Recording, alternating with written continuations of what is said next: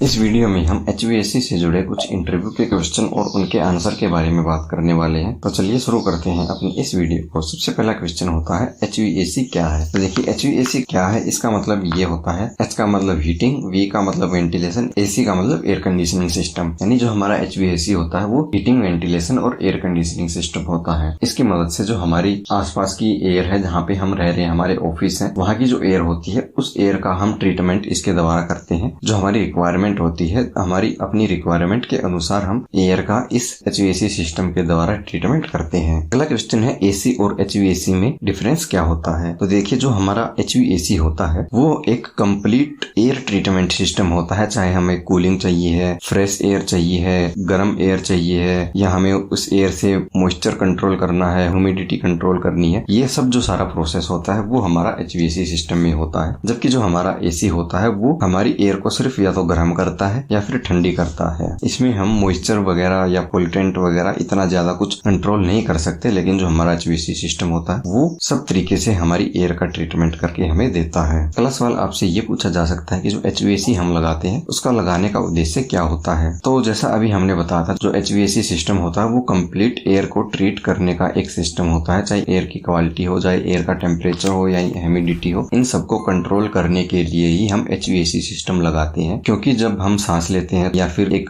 वातावरण में रहते हैं तो वहाँ वातावरण में रहने के लिए, काम करने के लिए हमें परफेक्ट टेम्परेचर, ह्यूमिडिटी सब कुछ परफेक्ट चाहिए होता है। तो इसको कंट्रोल करके, ट्रीट करके सब कुछ परफेक्ट बनाने के लिए ही हम HVAC सिस्टम का उपयोग करते हैं। अगला सवाल आपसे पूछा जा सकता है कि AHU क्या होता है। देखिए AHU का पूरा नाम होता है एयर हैंडलिंग यूनिट। ये एक फैन की तरह होता है। इसका एक कैबिनेट होता है। कैबिनेट के अंदर एक मोटर होती है, एक ब्लोअर होता है, और ये मोटर एक बेल्ट के द्वारा इस ब्लोअर को घुमाती है। तब जाके हमारा जो ये AHU होता है ये काम करता है और हमें आगे एयर प्रोवाइड करवाता है। इसी को हम AHU कहते हैं। अगला जो सवाल आपसे पूछा जा सकता है वो ये होता है कि जो हमारा AHU होता है उसके मेन पार्ट क्या क्या होते हैं, यानी उसके अंदर क्या क्या लगा होता है। तो देखिए जो हमारा AHU होता है उसके अंदर ब्लोअर होता है, एक इसका कैबिनेट होता है, इस कैबिनेट के अंदर ही ब्लोअर होता है, इसकी मोटर होती है, इसकी V बेल्ट होती है जिसको फैन बेल्ट भी बोल देते हैं। इसमें एक इन और आउट लाइन भी होती है, इसमें फिल्टर भी लगे होते हैं। इसके अलावा इसमें हमें एक कोयल भी देखने को मिलती है जिसपे हमारी इन और आउट वाली दोनों लाइनें जुड़ी रहती हैं। अगला सवाल आपसे ये पूछा जा सकता है कि जो हमारे चिलर सिस्टम में कंप्रेसर होते हैं उनमें से कौन सा कंप्रेसर सबसे ज्यादा यूज किया जाता है। तो इसके जवाब में आप इनको बता सकते हैं कि जो हमारे सेंट्रीफ्यूगल, रेसिप्रोकेटिंग और स्क्रू कंप्रेसर होते हैं, ये 2-3 तरह के जो कंप्रेसर होते हैं इनका सबसे ज्यादा यूज हमारे सिस्टम में किया जाता है। अगला सवाल आपसे ये पूछा जा सकता है कि जो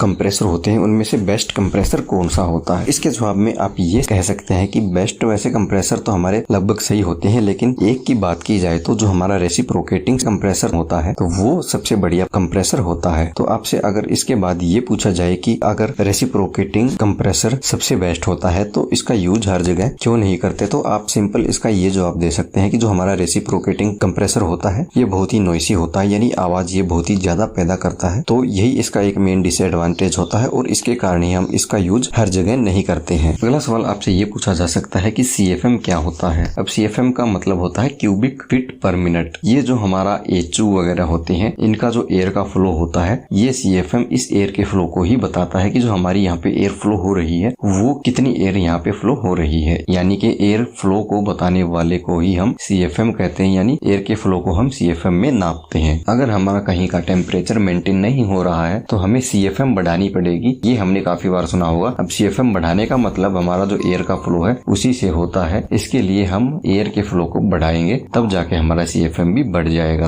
अगला जो सवाल हो सकता है वो ये होता है कि जो हमारे AHU होते हैं उसमें जो मोटराइज वाल्व लगी रहती है वो कौन सी लाइन पे लगी रहती है। तो जो हमारी मोटराइज वाल्व होती है वो AHU की आउट वाली लाइन के ऊपर लगी रहती है। अगला सवाल आपसे ये पूछा जाता है कि जो हमारा चिल्ड वाटर लाइन वाला पॉइंट होता है वो पॉइंट कितना होता है। तो देखिए वैसे तो ये पॉइंट हमारी रिक्वायरमेंट के ऊपर होते हैं कि जो हमारी रिक्वायरमेंट है वो कितनी है, लेकिन फिर भी इसको लगभग 42 डिग्री फ़ारेनहाइट से 70 डिग्री फ़ारेनहाइट के बीच में रखा जाता है।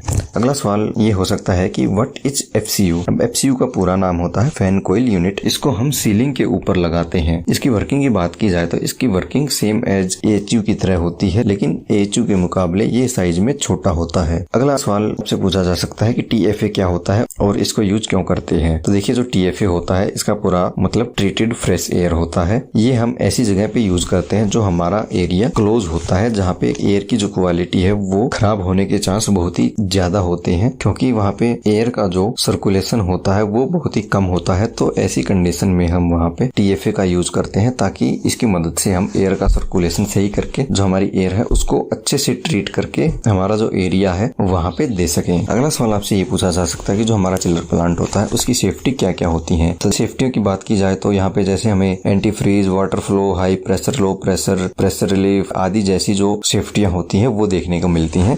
इनके ऊपर हमने एक डिटेल में पूरा वीडियो बनाया है, उसको आप डिस्क्रिप्शन से दिए गए लिंक या फिर आई बटन से देख के हमारी जो सेफ्टियां होती हैं उनके बारे में प्रॉपर जानकारी ले सकते हैं। अगला सवाल आपसे ये पूछा जा सकता है कि जो हमारा थर्मोस्टेट होता है वो क्या होता है। तो जो हमारा थर्मोस्टेट होता है वो हमारा एक सेंसर ही होता है जो कि हमारे टेम्परेचर को सेंस करता है, और टेम्परेचर को सेंस करने के बाद ये हमारे सिस्टम को NO फिर या NC के द्वारा कमांड देता है। उसके बाद हमारा जो भी सिस्टम है, चाहे वो मोटराइज वाल है, AHU है या फिर जो हमारा चिल्लर प्लांट है, वो इसके दिए गए इनपुट के अनुसार ही ऑपरेट होते हैं। अगला सवाल आपसे पूछा जा सकता है कि जो हमारे फायर डैम्पर होते हैं वो क्या होते हैं, वो क्यों लगाए जाते हैं और कहाँ पे यूज होते हैं। तो देखिए जो हमारे फायर डैम्पर होते हैं वो हमारी जो AHU की डक्ट होती है उस डक्ट के अंदर यूज किए जाते हैं। ये बेसिकली एक जगह से दूसरी जगह तक एयर का फ्लो या किसी भी तरीके का जो एयर गैसेस का फ्लो है वो रोकने के लिए किए जाते हैं, क्योंकि हमारा जो AHU होता है उससे हमारी एक मेन डक्ट जाती है और वो ही हमारे पूरे एरिया को कवर करती है। अब मान लीजिए किसी एक एरिया या कमरे के अंदर आग लग जाती है तो वहां से हमारा जो धुआं है, जो पोल्यूशन है, वो उस डक्ट के द्वारा दूसरी जगह पे भी जा सकता है। तो ऐसी कंडीशन में इस धुएं को डक्ट के द्वारा एक जगह से दूसरी जगह तक जाने से रोकने के लिए हम फायर डैम्पर का यूज करते हैं। अब इनसे जुड़ा अगर आपका कोई भी सवाल है तो आप हमें नीचे कमेंट में पूछ सकते हैं। इसके अलावा HVAC से जुड़ी अगर आप और भी जानकारी चाहते हैं तो इसके लिए आप हमारी ये लेफ्ट वाली और राइट वाली दोनों वीडियो देख सकते हैं।